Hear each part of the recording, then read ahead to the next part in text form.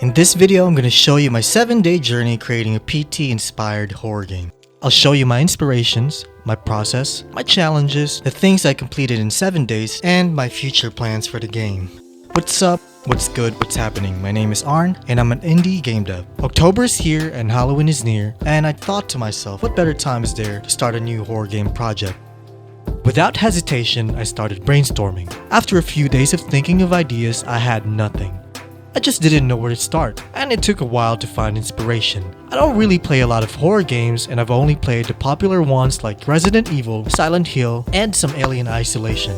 But then I remembered playing PT and almost crapping my pants, which is in my opinion, the scariest game I've ever played. After that, it didn't take long for ideas to come to mind. I want to try making a game similar in atmosphere and feeling to PT. If you've never heard of PT, it was a free game that came out on the PS4 back in 2014. It gained a lot of popularity not only because it was directed by Hideo Kojima in collaboration with Guillermo del Toro, but it was also absolutely terrifying. Unfortunately, the game was cancelled and the people are left wanting for something similar. But what is it about PT that people like so much? Well, for me, PT is so good and terrifying because it did a great job of using atmosphere to build tension and suspense without making jump scares cheap and cheesy.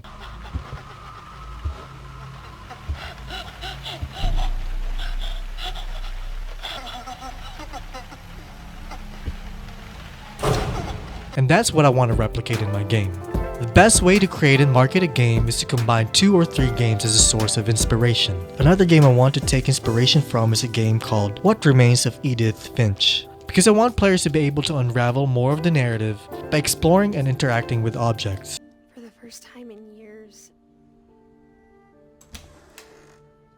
I felt like I was home.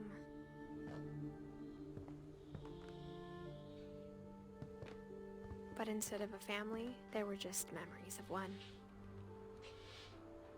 And finally, the last game I want to take away from is Baldur's Gate 3. I want players to feel like the choices of their actions matter. Everything in this game is going to be used for another game me and my friend are working on called Fate, which is a remake of a 2D isometric game we made back in 2020. Essentially, this game is the prototype of Fate, but I don't like creating levels to only prototype in and not use for the actual game. I now have my sources of inspiration to draw on, but what about the story, the setting, and who are the characters? Based on my experience, it's easier to develop a game when you have the story figured out. One of the challenges of creating a game is making the narrative congruent with the gameplay. That sounds like a challenge. For the story, I considered a few, but the one I landed on is about a pregnant wife alone in the house during a storm while her husband is away for business. I want to use people's fear of being alone in a big house and create a terrifying narrative. One of the scenarios I want to happen, depending on the player choice, is for the character to slowly become convinced by something supernatural or by her own delusion that her husband is having an affair and is not actually on a business trip. I have a couple of endings for this scenario, but I'm not gonna spoil it. I haven't decided yet if I want the game to take place within multiple nights or just a single night, so I put that decision on hold for the moment because I want to get started. I'm not a 3D artist, and I also have a limited time to work on this project daily because of the other games I'm working on. So to make it a little easier, I scoured the Unity asset store for some 3D assets to be used in the game. I bought this HQ modular modern interiors, which is perfect for the game. After importing the asset, I decided to keep this ready to be used house that came with it to get me started immediately. The first thing I did was change the scene from day to night because according to a lot of horror movies, there are no ghosts during the day. Most horror games give you a flashlight and a very dark scenery, but PT's lighting is a bit different. They use point lights to light up specific parts of the level, which leaves some spaces darker. To do this, I changed some objects that emit light from static to non-static so they can be turned off properly once I write the object interaction mechanic. After that, I baked the lighting to get rid of any static light source and to improve optimization. One thing that made PT very eerie and creepy for me was the looping noise of a chandelier swinging.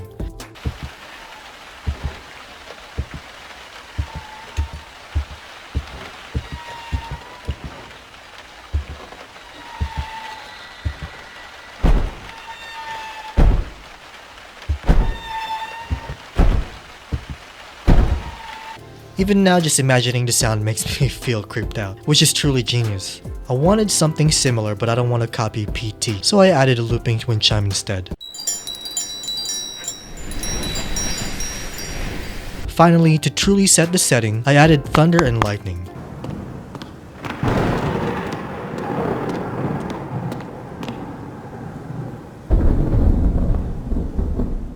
I want to hide a couple of scary scenes behind the lightning, and players will only see it if they're actually paying attention. Susan Bryce is now in the custody of the Evergrove Police Department and is... After changing the lighting and adding the ambient sound to set the scene correctly, I wondered if I should make the game first person or third person. It took a minute to decide. With third person perspective, you're not as up close and personal, so it probably won't be as scary. So I decided for first person. After writing the first person controller to allow the character to move around the level, I played around with the movement speed to get the right feel of the character and mess around with the bobbing of the head. But I got motion sickness, so I didn't do that for too long. After finishing the setting and the character controller, I expanded the level a little bit. I also edited another room into an office. Now that I have a setting, a level, and a character that I'm happy with, I can start with the game mechanics. Most horror games are not known for their action-packed mechanics, so the challenge was, how do I keep players engaged? Especially when horror games are not mechanic heavy and rely mostly on the narrative and the setting to be scary. I decided to add a phone mechanic and added conversations, which is a good way to set up the narrative and add depth and quality to the game. Hey, Mom. Yeah. No. I'm just tired. No. The limitations of the phone are, you can accept, decline, and make calls, but you can only make calls at specific moments of the game. So players will have to pay attention to the phone because some phone calls will be tied to the story, which will add replayability and multiple ending. The other thing that I added was object interaction, giving the player the ability to sit on the couch and turn TVs, lamps, fireplaces, and other appliances on and off. I wanted to give the players the ability to truly explore the level. I also want to tie some object interaction to a few narratives. Imagine turning on the TV at a specific moment in the game and something you weren't expecting happens.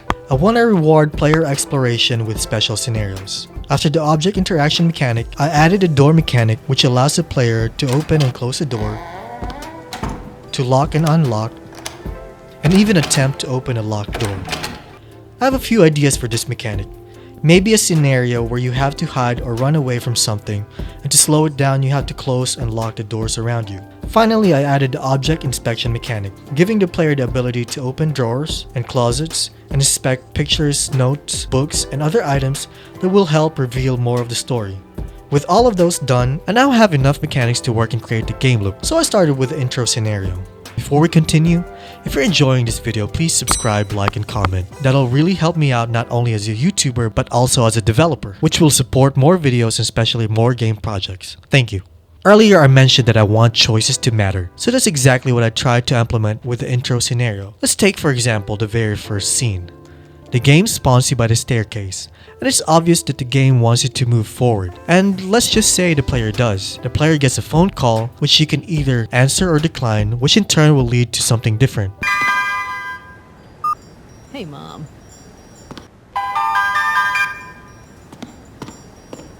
Because I'm only a solo developer, there's only so much deviation I can do. And not all choices will result in huge deviations. Unless of course I'm able to get funding and hire other devs. Even with the smallest deviation, I want it to feel worth it. For example, this TV scenario. You can either choose to watch it and learn more of the story, or you can get up and explore it on your own. Earlier today, a woman by the name of Susan Bryce was arrested by the police for killing her husband. The husband, Timothy Bryce, was apparently violently stabbed 13 times in the chest. Stay dry and stay safe, folks. This is your... Shit.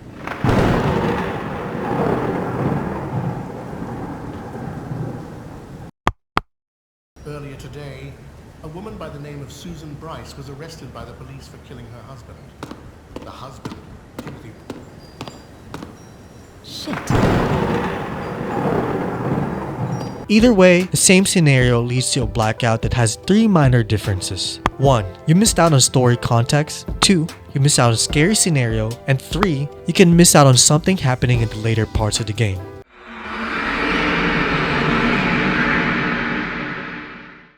With the many deviating paths, of course, there will be multiple stories and multiple endings, which will make the game very replayable. Also, because I've got most of the mechanics out of the way, my plan for the game is to just populate the level as much as possible until the release date. I want to go for content density and not size. With a little over 7 days of working on the game, I was able to write a story, set the setting, implement the mechanics I wanted, create a game loop, and implement deviating consequences based on player choice. I'd say that was a lot. I hope you enjoyed my very first video, and see you in the next one. Thank you for watching.